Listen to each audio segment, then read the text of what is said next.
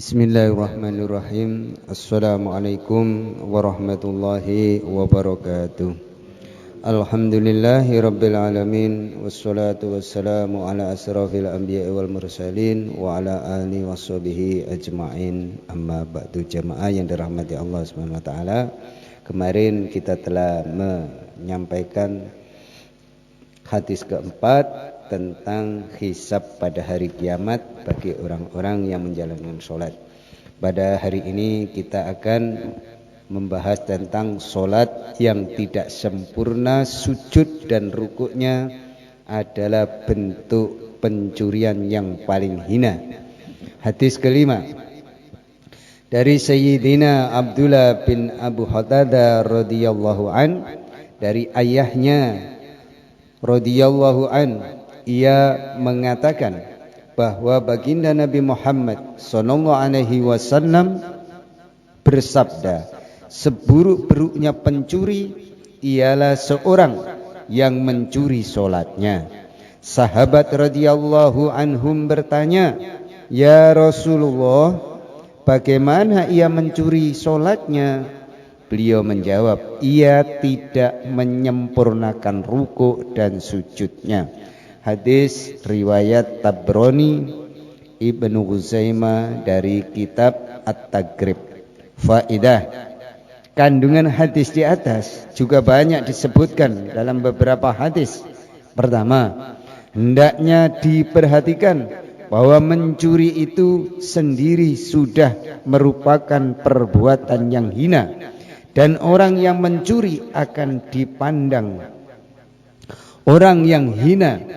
Kedua, dalam pencurian ada bentuk pencurian yang paling hina, yaitu tidak menyempurnakan rukuk dan sujud ketika sholat.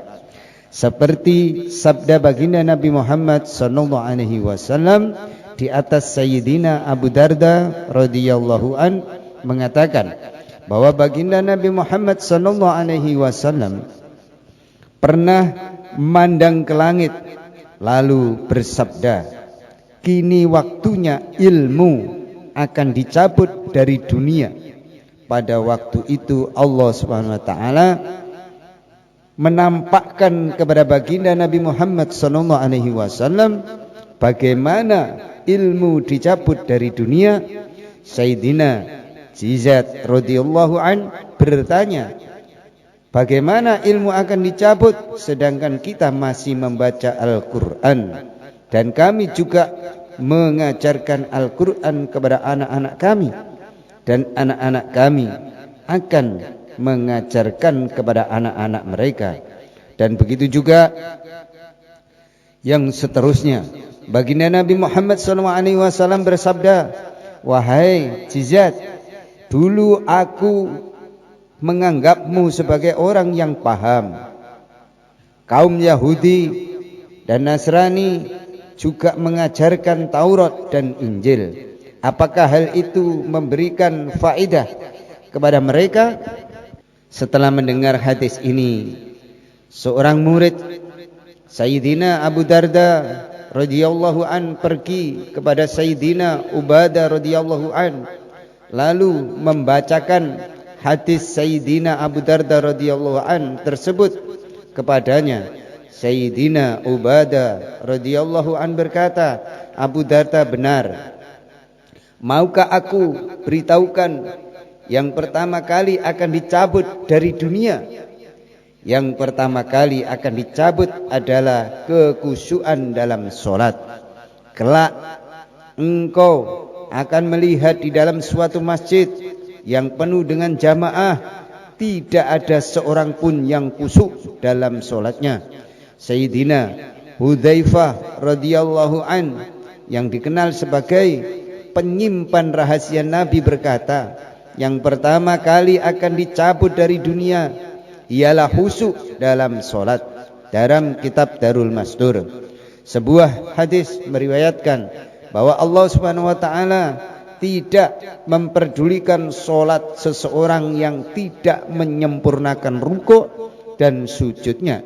Hadis lain menyebutkan ada seorang yang sholat selama 60 tahun namun tidak ada satupun sholatnya yang diterima oleh Allah Subhanahu wa taala, karena kadangkala dalam sholat dia rukuknya tidak sempurna tetapi sujudnya tidak sempurna, atau sujud sempurna tetapi rukuknya tidak sempurna. Syekh Mujadid Alfi Thani rahimakumullah menulis dalam surat-suratnya tentang pentingnya menjaga sholat.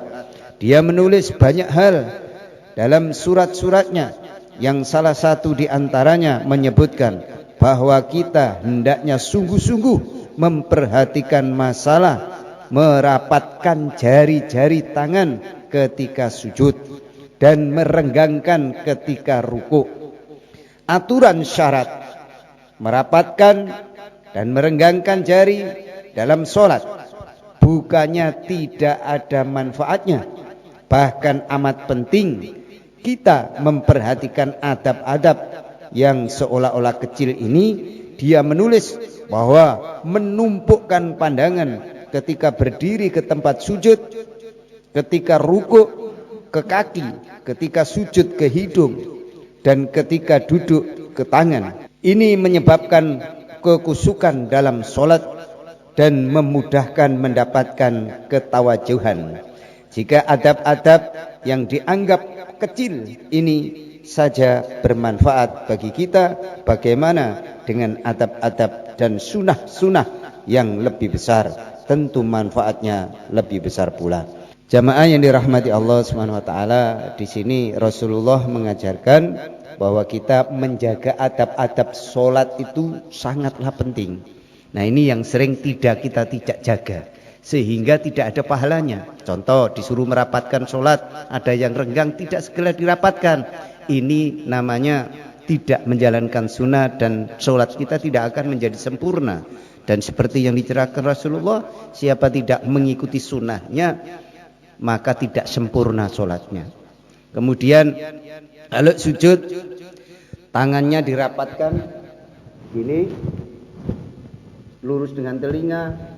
Itulah yang diajarkan oleh baginda Nabi Muhammad SAW.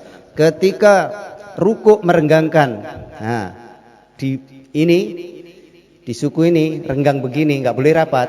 Nah, seperti yang diceritakan dalam hadis Nabi ini. Ini kan nggak kita ketahui, yang biasa, yang penting sholat begitu saja. Ternyata nanti di sana tidak ada pahalanya, kan rugi kita. Maka pentingnya belajar ilmu agama. Maka Allah SWT memberikan warisan kepada Rasul. Rasul memberikan warisan kepada umatnya ilmu. Kalau kita tidak belajar ilmu, tahu-tahu di sana nanti tidak ada manfaat, semua kerjaan kita di dunia eman, rugi.